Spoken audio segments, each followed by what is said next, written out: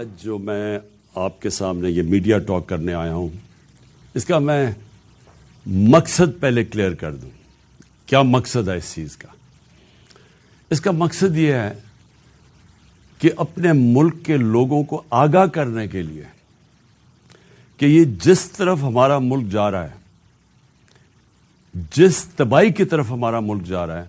میں اپنی ساری قوم کو آگاہ کرنا چاہتا ہوں کہ یہ اس دلدل میں جو ہم گھستے جا رہے ہیں، اگر ہم ساری بحیثیت قوم اس کے اوپر اپنی آواز نہیں اٹھائیں گے تو مجھے خطرہ یہ ہے کہ یہ وہ ہونے لگا پاکستان سے جو کہ آج تک پاکستان کی تاریخ میں ہمارے ملک سے نہیں ہوا، یعنی کہ ہمارا ملک اپنے بیرون ملک قرضوں کی قسطیں ادا کرنے کے اوپر ڈیفالٹ کرنے جا رہا ہے۔ اور ڈیفالٹ کا مطلب یہ ہے کہ سارا جو باہر سے پاکستان میں فنڈنگ آتی ہے وہ سب رک جائے گی۔ تو جو اس چیز کا مطلب سمجھتے ہیں وہ یہ ہے کہ جب ایک ملک کے اندر ڈالرز کی انکم رک جائے گی تو اس سے کیا ہوگا کہ اگر آج ہمارا روپیہ گرتا جا رہا ہے اور اگر 224 ہے اس کی آفیشل ریٹ اور مارکیٹ میں 250 روپے کا بھی اگر ڈالر نہیں مل رہا تو یہ آپ یہ سمجھ لیں کہ یہ اس سے ذرا جب خدا نہ خواستہ اگر ڈیفالٹ کرتا ہے تو اس سے کئی گنا اور آگے چلا جائے گا۔ اور میں یہ اس لیے اپنی قوم کے سامنے یہ بات آج کرنا چاہتا ہوں کہ یہ جو ہمارے اوپر چوروں کا ٹولہ مسلط کیا ہوا ہے، ان کو اس چیز کی فکر نہیں ہے، کیونکہ ان کے جو لیڈران ہیں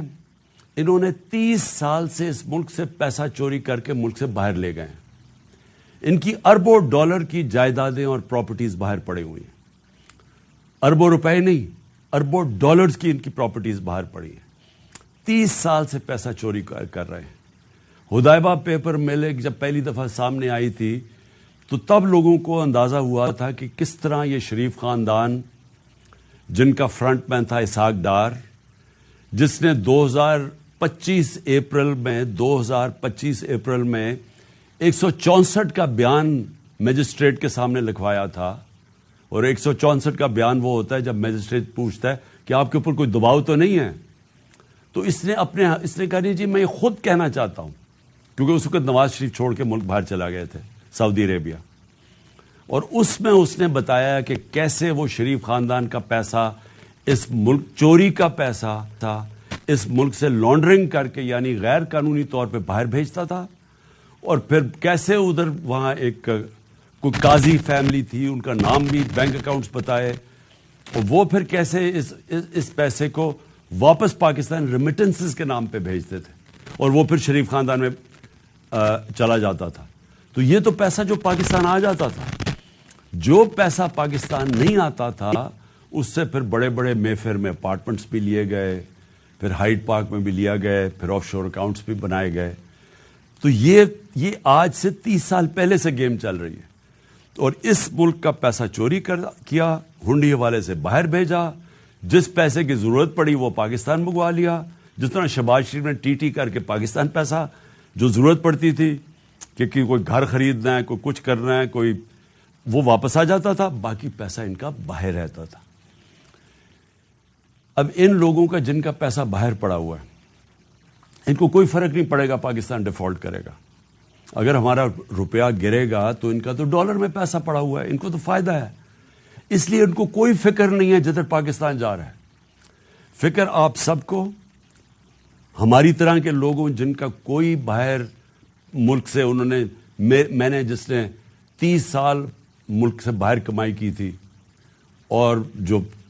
اسی کمائی سے فلیٹ بھی لیا تھا، جو سب کچھ بیچ کے آج اپنے ملک میں پیسہ،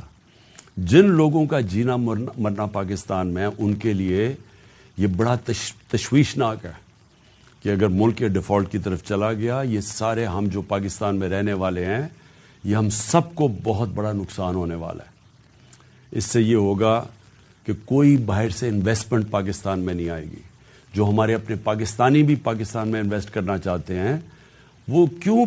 اپنے ڈالروں کو روپے میں کنورٹ کریں گے جب روپیہ گرتا جا رہا ہے اور ان کو خوف ہے کہ آگے اور گرے گا، تو کسی نے اپنے ڈالر وہ ڈالروں میں پیسہ رکھیں, وہ کیوں کارخانے لگائیں, کوئی کیوں پراپرٹیز پاکستان میں لیں. تو اس کے بہت دور کے اثرات پڑیں گے, منفی اثرات ہمارے ملک پہ پڑیں گے. تو لہٰذا میں اپنی پاکستانی قوم کے لیے آج یہ چیزیں رکھنا چاہتا ہوں کہ یہ ہمارے جو حالات ہیں, ہماری ساری قوم کو سمجھنا چاہیے کہ یہ ہمارے ملک سے کیا ہو رہا ہے. میں سب سے پہلے آپ کے سامنے یہ اعداد و شمار رکھنا چاہتا ہوں. میں چاہتا ہوں کہ میری ساری قوم یہ پہلے دیکھ لے کہ جب ہمیں یہ پاکستان ملا تھا 2018 کو, تو پاکستان کی تاریخ کا سب سے بڑا بیرونی ملک خسارہ تھا کرنٹ اکاؤنٹ ڈیفیسٹ, $20 ارب کا. کبھی اس ملک کی تاریخ میں اتنا بڑا خسارہ کوئی چھوڑ کے نہیں گیا. اور یہ جب خسارہ چھوڑ کے گئے تو میں آپ کو ایک چیز سمجھانا چاہتا ہوں. میری کوشش یہ ہے کہ میں اپنی قوم کو اس کو آگاہ بھی کروں, اس کی تربیت بھی کروں, اس کو ایز آپ کا ایک بڑا ہو کے آپ کو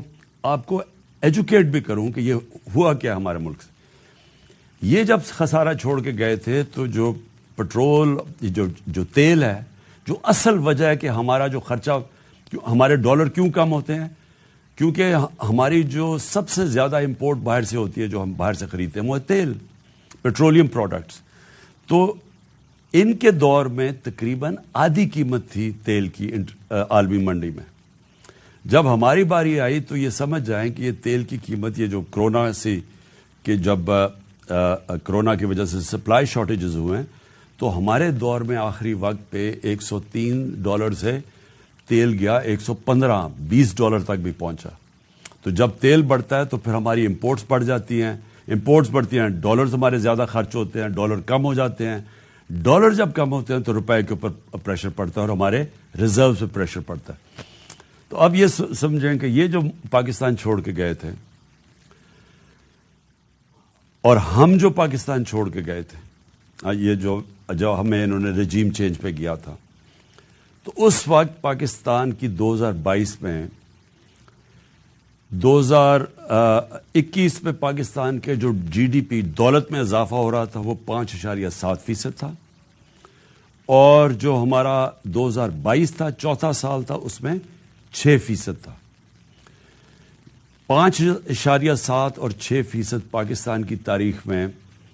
یہ صرف اور صرف اگر اس طرح کی پاکستان کی GDP گروتھ ہوئی یا دولت میں اضافہ ہوا, یہ مارشل لاز میں ہوا تھا, ایوب خان کے زمانے میں, یا جنرل ضیاء کے زمانے میں اور جنرل مشرف کے زمانے میں. یہ کیوں ہوا تھا ان کے دور میں؟ کیونکہ ہم ان کے ساتھ ان کی 2 دفعہ جنگوں میں شرکت کر رہے تھے, افغان وار میں اور وار آن ٹیرر میں, اور اس سے پہلے ہم سیٹو اور سینٹو کے امریکہ کے ساتھ ملے ہوئے تھے پیکٹ میں کولڈ وار کے دوران جب ایوب خان کا دور تھا. صرف ان دوروں کے اندر ہماری گروتھ ریٹ اس سطح پہ پہنچی تھی کیونکہ امریکہ سے ڈالرز مل رہے تھے پاکستان کو. یہ واحد گورنمنٹ ہے جو امریکہ کے ڈالرز نہ ملنے کے باوجود اس نے 5.7 اپنے تیسرے اور 6 اشاریات پہ ہماری اکانومی گرو کی.